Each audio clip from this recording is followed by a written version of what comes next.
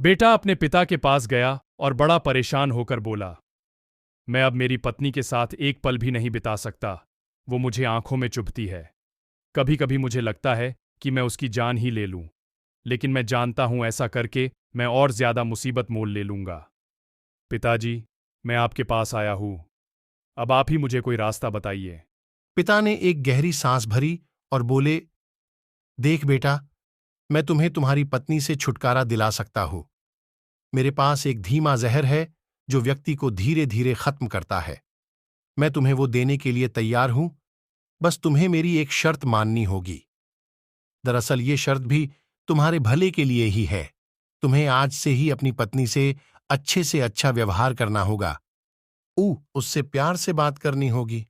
उसका एक बच्चे की तरह ख्याल रखना होगा। उसकी बातें, उसकी शिकायतें सुननी होगी।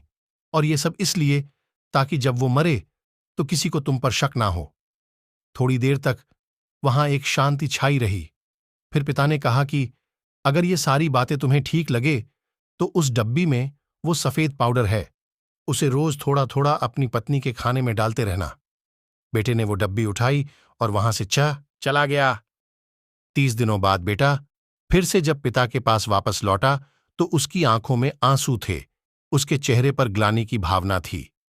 वह अपने पिता के पैरों में गिर पड़ा और बोला, पिताजी, मैं अब अपनी पत्नी को नहीं मारना चाहता। मैं उससे बहुत प्यार करता हूं। आप उस जहर का असर खत्म हो जाए, ऐसा कुछ कीजिए।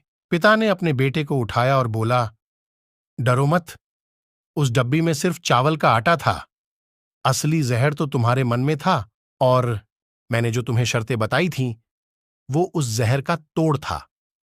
आप जब अपने मन में द्वेष, ईर्ष्या, गुस्सा, शक जैसे जहर को बना देते हो तो वह आपको अपनों से दूर कर ही देते हैं।